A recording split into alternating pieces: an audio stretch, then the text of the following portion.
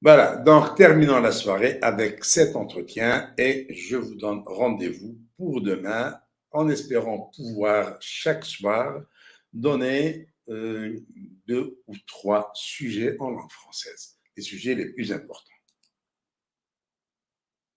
Salam alaikum, bonsoir. Monsieur Tebboune a abordé dans une interview accordée à la chaîne Al Jazeera les relations diplomatiques de l'Algérie au double plan régional et international, affirmant que l'Algérie était un État pacifiste qui œuvre à évoluer dans un contexte marqué de plusieurs défis sécuritaires le long de ses frontières et dans une conjoncture internationale complexe. M. Tebboune a qualifié dans ce cadre les relations qui lient l'Algérie à la Russie de bonnes, faisant savoir qu'il effectuera une visite à Moscou en mai prochain, à l'invitation du président russe Vladimir Poutine. À la question de savoir si les relations qui lient l'Algérie à la Russie ne dérangeaient pas les États-Unis, M. Tebboune a déclaré « Nous essayons de leur expliquer que notre appartenance n'est pas militaire et qu'il ne s'agit pas non plus d'un parti pris idéologique. Nous sommes un État neutre et nous nous considérons comme étant amis des États-Unis. Le non-alignement est notre politique. » M. Tebboune a oublié au passage de préciser que l'Algérie est le premier importateur d'armes russes au monde, avant la Chine et l'Inde. Dans ce cadre, M. Tebboune a souligné que l'Algérie est habilitée à jouer un rôle de médiation entre la Russie et l'Ukraine, étant parmi les pays ayant suffisamment de crédibilité pour être médiateurs dans de nombreux conflits, vu le poids de la diplomatie algérienne. Il y a toujours eu un résultat.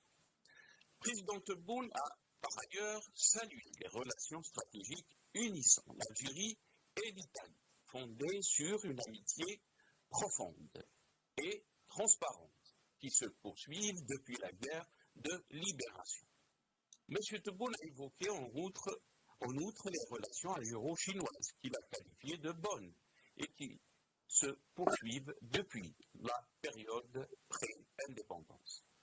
Par ailleurs, il a affirmé que les relations entre l'Algérie et la France sont ordinaires et évoluent en dents de scie à certaines périodes, précisant que le retour de l'ambassadeur d'Algérie à Paris n'est pas à exclure. Au niveau arabe, M. Tebboune s'est félicité du niveau des relations bilatérales de l'Algérie avec tous les pays arabes, notamment l'État du Qatar et le Royaume d'Arabie Saoudite. Il a indiqué dans ce contexte que l'Algérie n'abandonnera jamais la Tunisie, cible d'un complot ourdi par plusieurs partis. Il apporte son soutien au président tunisien, M. Kais Saïed, élu par son peuple, a-t-il précisé. Sur le Maroc, avec qui les relations diplomatiques ont été rompues depuis août 2021, Tebboune a affirmé que les relations entre l'Algérie et le Maroc ont atteint un point de non-retour, tout en exprimant ses regrets que les rapports entre les deux aient atteint ce niveau de détérioration. Abdelmadjid Tebboune a évoqué les relations entre l'Algérie et l'Espagne, qui traversent une période de forte turbulence depuis une année, après la décision du gouvernement de Madrid de s'aligner sur les thèses marocaines concernant le Sahara occidental, a-t-il ajouté M. Tebboune. Mais l'Algérie a moins de moyens de pression sur la France que sur l'Espagne. Rappelons-nous les déclarations de Macron qualifiant le système algérien de politico-militaire. La diplomatie algérienne donne la priorité à la lutte contre l'opposition, au détriment d'autres aspects de la coopération avec les pays d'Europe, portant notamment sur les échanges économiques et culturels. Pour les officiels algériens, la déclaration du président français est inadmissible de la part d'un chef d'État étranger. La réaction sera d'autant plus brutale que le régime algérien n'assume pas sa caractéristique essentielle, à savoir que la souveraineté appartient à la hiérarchie militaire en lieu et place de l'électorat, sous un habillage institutionnel qui ne traduit pas la réalité des rapports d'autorité au sommet de l'État.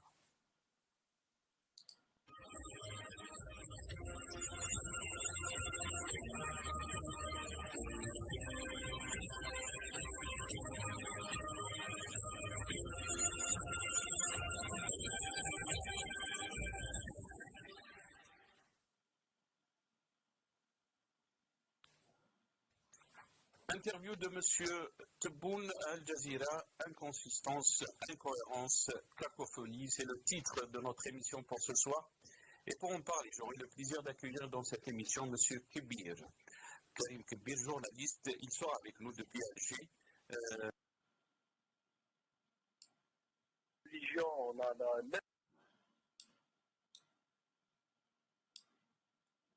On a vu bien sûr ces derniers temps, je le rappelle presque 2 fois, en une année de l'ambassadeur algérien en France. On écoute bien sûr Tebboune ce qu'a déclaré sur la question de la relation avec la France, l'Algérie avec la France. Et je reviens à vous, Karim Kebir. La relation avec le voisin, donc le Maroc. On écoute Al-Majid. La guerre.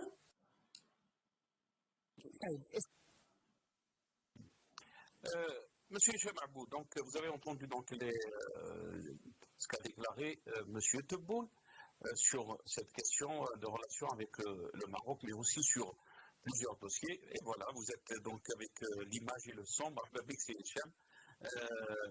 Qu'est-ce que vous en pensez de ces déclarations, Hicham? Surtout qu'il a utilisé le mot un point de non-retour dans les relations algéro-marocaines. Permettez-moi de dire de manière générale que cette sortie médiatique de Tebboune est sa plus mauvaise sortie depuis qu'il est au palais de Morania. C'est-à-dire là, il a fait un étalage de ses incohérences. Là, on voit que sur le plan diplomatique, Tebboune n'arrive pas à trouver ses repères. Si on suit tout ce qu'il a dit au sujet du Maroc, de l'Espagne, de la France, de la Tunisie, de l'Italie, il n'y a que des incohérences. Dire d'abord que nous sommes arrivés à un point de non-retour avec le Maroc, en politique, cela n'existe pas. Cela n'existe pas. Surtout quand il y a un conflit. D'ailleurs, il n'y a pas de conflit, il y a un différend entre l'Algérie et le Maroc. Et lorsque nous sommes arrivés à un point de non-retour, il n'y a plus rien, cela veut dire quoi? Cela veut dire que nous sommes au bord de la guerre. D'ailleurs, il dit qu'on a fermé les frontières pour éviter le pire. Ça, c'est la deuxième fois qu'il le dit. C'est quoi le pire? La guerre? Mais il n'avance pas une seule fois un seul argument pour justifier ces. A-t-il avancé le moindre argument? Pourquoi sommes-nous à ce point de non-retour lorsque le bonhomme il dit que l'Algérie peut jouer un rôle de médiateur entre la Russie et l'Ukraine qui sont en pleine guerre, où il y a des destructions massives, où il y a des morts chaque jour? Et là, il parle de médiation. Il a dit même, c'est Hicham, que l'Algérie est parmi les pays ayant suffisamment de crédibilité. Pardon? Il a dit dans cette interview que l'Algérie étant parmi les pays ayant suffisamment de crédibilité pour être médiateur dans de nombreux conflits. Oui, alors, il faut la question déjà, quand je parle des conflits armés, un conflit armé, c'est-à-dire qu'il y a possibilité de trouver une issue, ce qui est tout à fait logique. Il n'y a pas de conflit armé avec le Marocain indifférent et il n'arrive pas à donner un seul argument pour justifier tout ce qu'il dit. Donc, là, il y a une incohérence. D'autre part, et quand il parle de l'Italie, là, je demande, puisque moi j'ai suivi interview. Quand il parle d'Italie, il dit que l'Algérie est reconnaissante envers l'Italie pour le soutien qu'elle lui a apporté durant la guerre de libération nationale. Que vaut le soutien italien devant ce qu'a apporté le Maroc à la révolution algérienne? Et là, on est reconnaissant envers l'Italie est ingrat envers le Maroc? Non, l'Algérie n'est pas un État ingrat, l'Algérie n'est pas un pays ingrat, le peuple algérien n'est pas ingrat. Il n'y a pas plus reconnaissant que le peuple algérien. Par conséquent, Tebboune n'a rien à voir avec le peuple algérien, n'a rien à voir avec la révolution algérienne, n'a rien à voir avec l'histoire de l'Algérie. Voilà. Et sur la question par rapport à la France, Hicham Aboud, il a bien sûr qualifié la relation si on peut dire, de normale, et qui a de temps en temps aussi des difficultés, et qui n'a pas donc exclu le retour de l'ambassadeur algérien en France. Comment vous avez trouvé donc cette réponse par rapport à la relation algéro-française? Alors là, c'est ça, quand je dis que Tebboune était incohérent, il ne sait pas ce qu'il fait et ce qu'il dit. Avec la France lui-même, il avait énuméré, il y a quelque temps, les méfaits de la France en Algérie, les crimes de la France en Algérie. Et il disait qu'on ne peut pas effacer ça d'un revers de la main. Et la France aujourd'hui, si on la compare au Maroc, parce que le problème est là, la France abrite les opposants, abrite tous ceux qui dénoncent Tebboune et son régime, dans moi-même. La France abrite le MAC. Régulièrement, le MAC défile, ses troupes défilent dans les rues de Paris en toute liberté. Abrite des Algériens qui défilent régulièrement dans les rues de Paris pour dénoncer le régime. Macron a déclaré tout récemment qu'il ne demandera pas pardon à l'Algérie.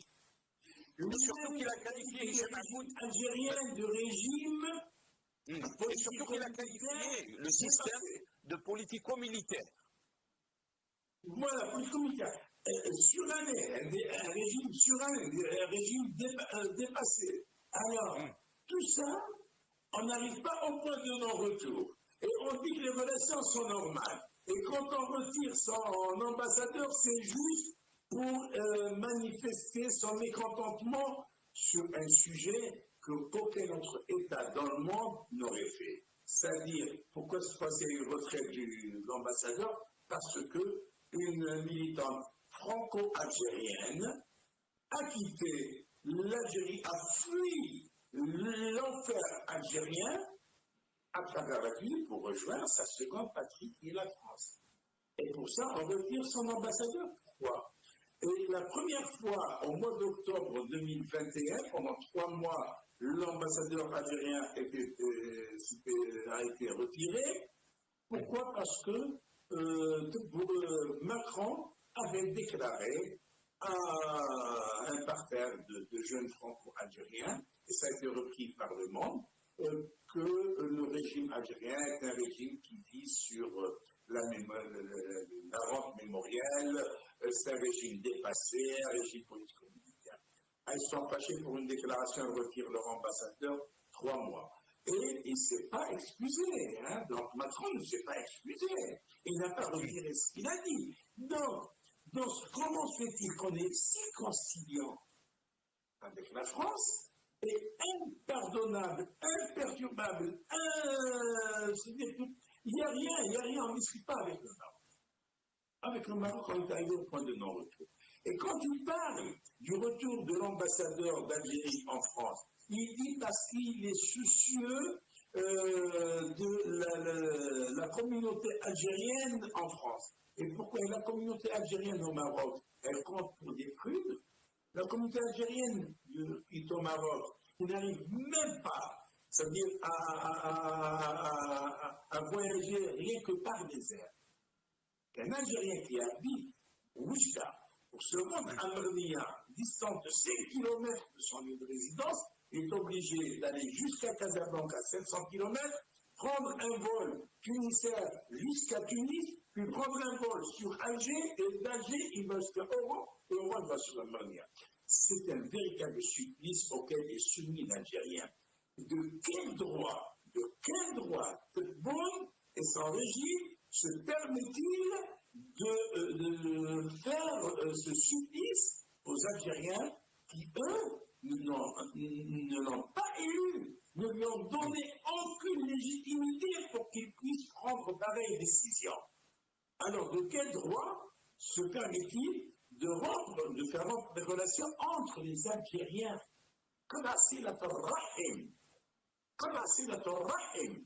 Et ça, c'est la pire des choses que puisse commettre un musulman.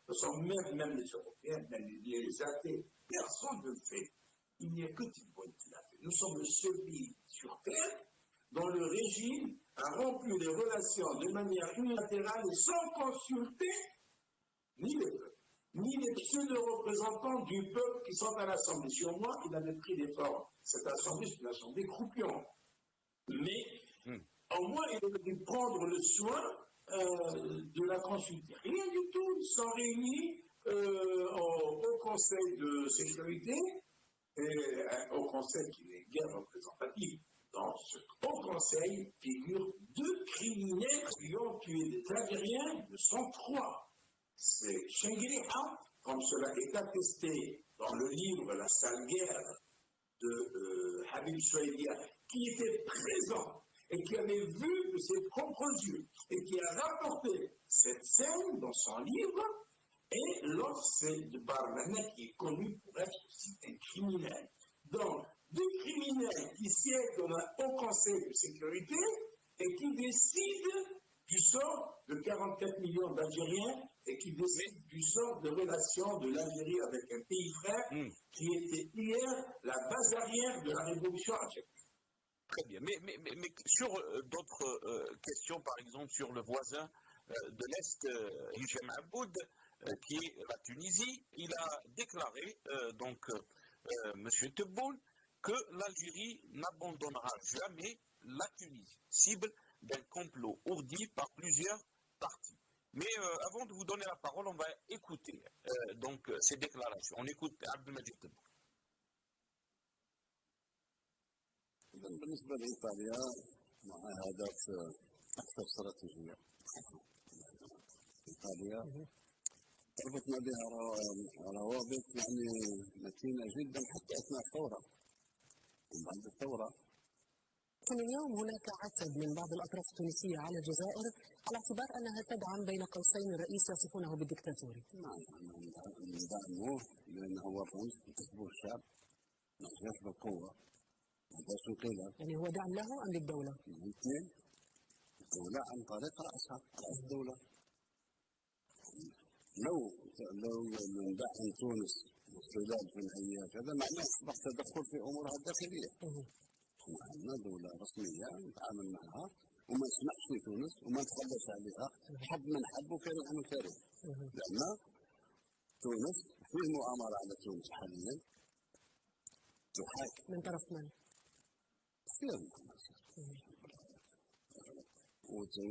وتأزمت الأمور كثير من يوم ما تونس استقبلت إبراهيم غالي رئيس الجمهورية العربية السعودية. الصلاحيات بيد الرئيس وتجاوز كل مؤسسات الدولة لا يعنيكم؟ هذا أمور داخلية ما ندخلش في احنا الأمور الاقتصادية. Hicham Aboud, bien sûr, par rapport au Maroc, il a déclaré on est arrivé à un point de non-retour, mais par rapport à la Tunisie, c'est une autre histoire. L'Algérie n'abandonnera jamais la Tunisie. Vous avez entendu les déclarations donc de M. Tebboune. J'appelle ça du verbiage. J'appelle ça du verbiage et de la démagogie. Parce que si réellement l'Algérie voulait soutenir la Tunisie aujourd'hui est au bord de l'effondrement. Si la Tunisie ne conclut pas un accord avec le FMI, le Fonds monétaire international, c'est la banqueroute. Aujourd'hui, le peuple tunisien a faim.